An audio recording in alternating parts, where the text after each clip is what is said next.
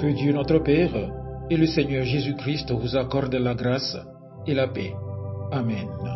Le texte biblique de ce jeudi 12 juin 2025 est tiré du livre d'Ézéchiel, au chapitre 37, du verset 1 au verset 14. Le thème de ce jour est le suivant. Écoute la parole du Seigneur qui redonne vie.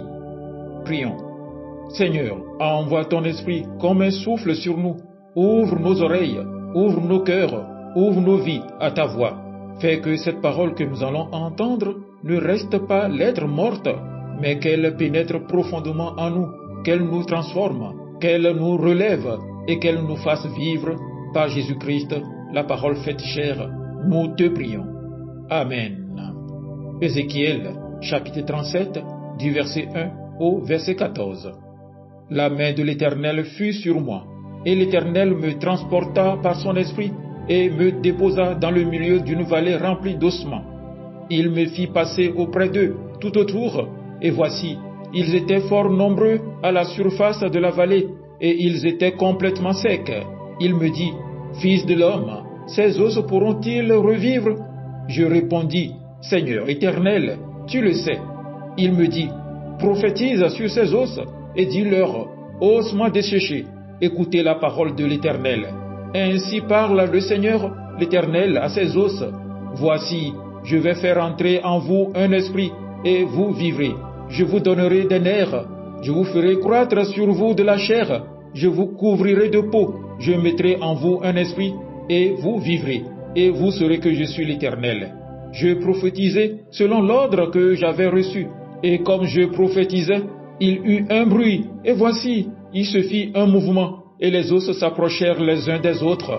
Je regardai, et voici, il leur vint des nerfs, la chair crue, et la peau les couvrit par-dessus, mais il n'y avait point en eux d'esprit. Il me dit, prophétise, et parle à l'esprit.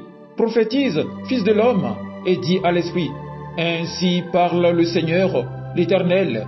Esprit, viens des quatre vents, souffle sur ces morts, et qu'ils revivent.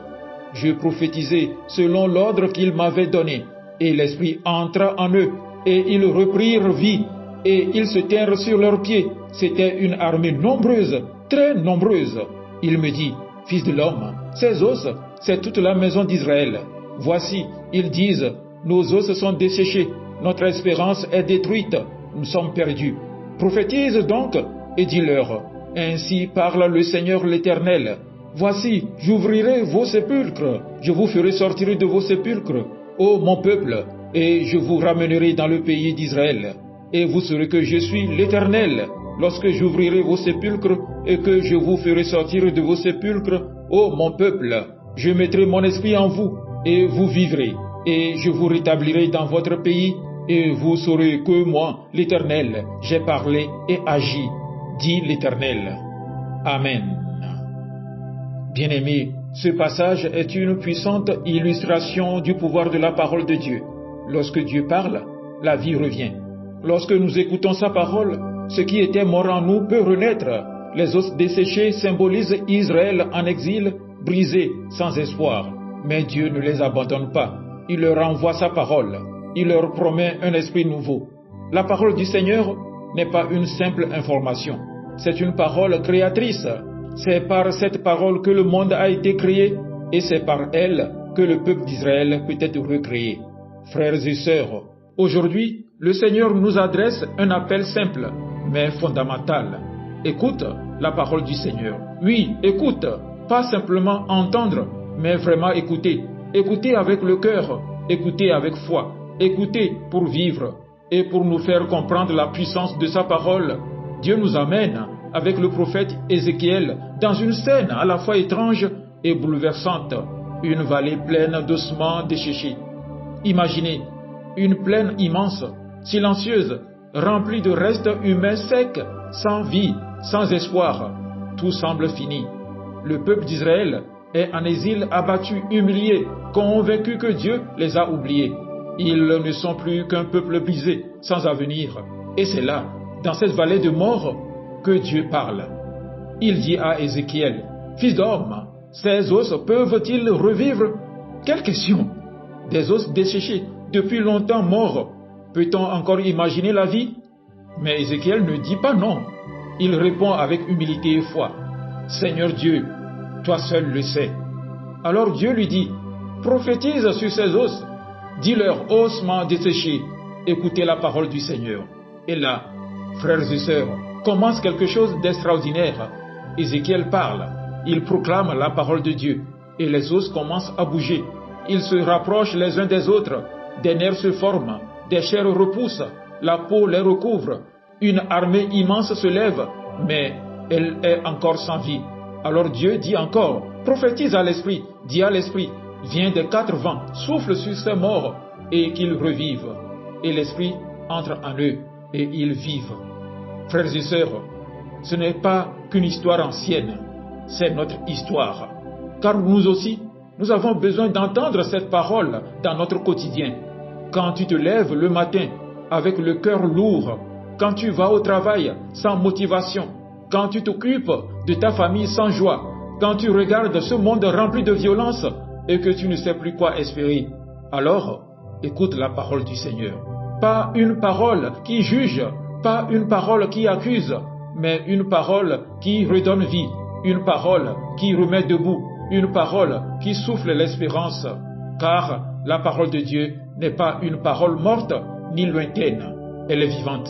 Elle agit. Elle pénètre là où nous n'avons plus de force. Elle peut redonner souffle à ton mariage. Elle peut rallumer la foi dans ton cœur endormi. Elle peut restaurer ton estime si tu te sens brisé. Elle peut te relever quand tu es à bout. Mais à une condition. Il faut l'écouter. Vraiment l'écouter. Pas juste lire quelques versets vite fait, mais prendre le temps d'ouvrir ton cœur.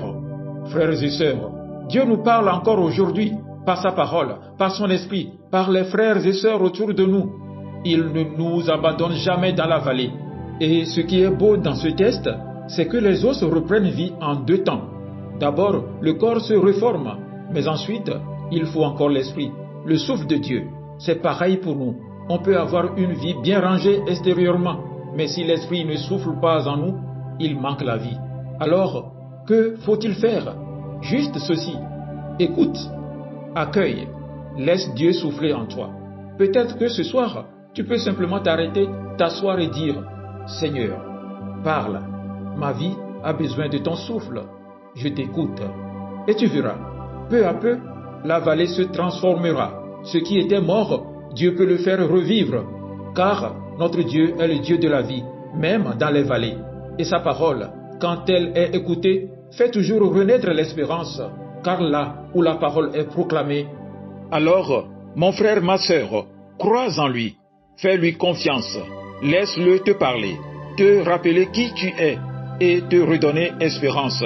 Et peut-être un jour, tu diras comme Jacob, oui, le Seigneur était là et moi je ne le savais pas.